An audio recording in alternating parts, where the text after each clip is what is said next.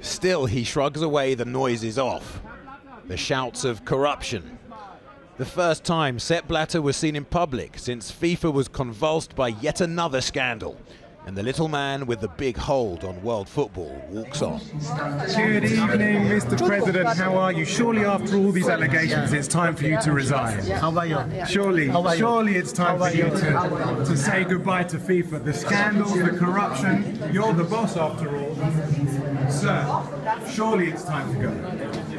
He won't resign because tomorrow he'll probably achieve only what presidents of failed states aspire to, a fifth term, nearly 20 years in charge. But with this power, where is the responsibility? Blaming others for what happened on his watch.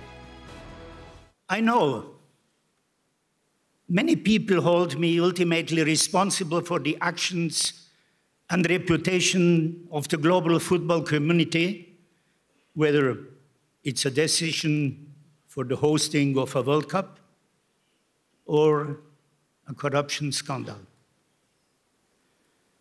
We, or I, cannot monitor everyone all of the time. Sepp Blatter isn't the only football executive with questions to answer. How did Qatar win the right to host the 2022 World Cup? UEFA President Michel Platini has long been a vocal supporter.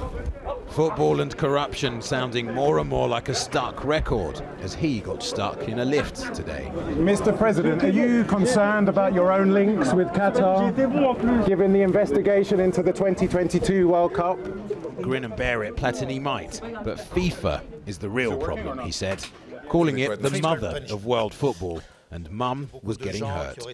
He told us he had tears in his eyes this morning when he told Blatter in a private meeting that the game was finally up. But the FIFA president had other ideas. He said it's too late.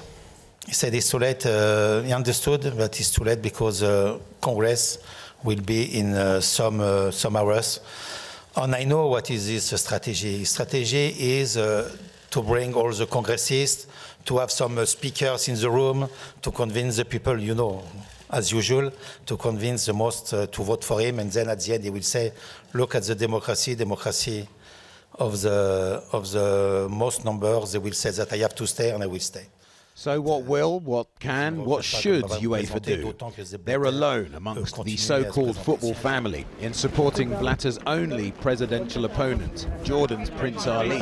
Prince Ali, do you think the election should go ahead? Blatter is still predicted to win tomorrow. The nuclear option now, to walk away from FIFA itself and the media firestorm. Not idle talk, but being seriously considered.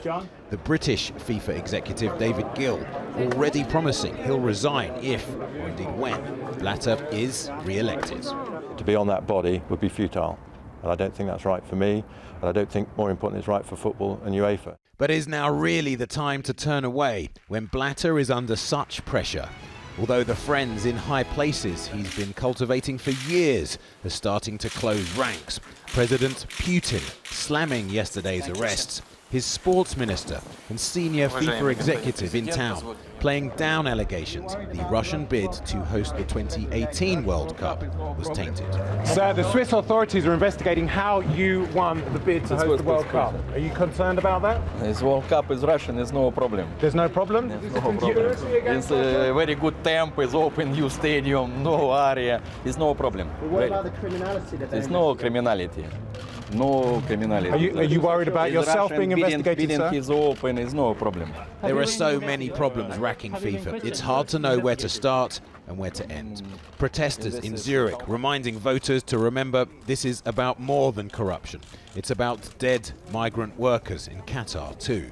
And the leader of a tainted organisation who refuses to say goodbye. Surely after all these allegations, it's time for you to resign.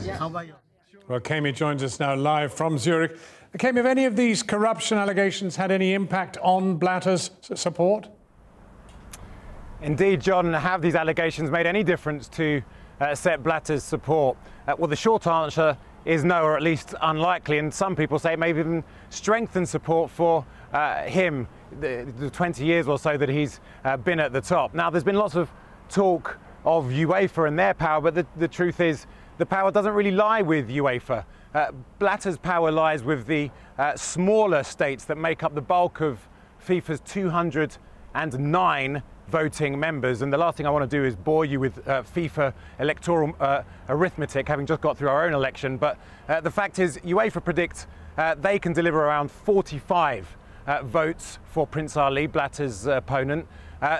Ali would need at least another 25 to just survive the first round of voting, and it goes to a second ballot, at which point all Blatter would need is a simple majority, 105 votes, to get re-elected and to be the president of FIFA for another term.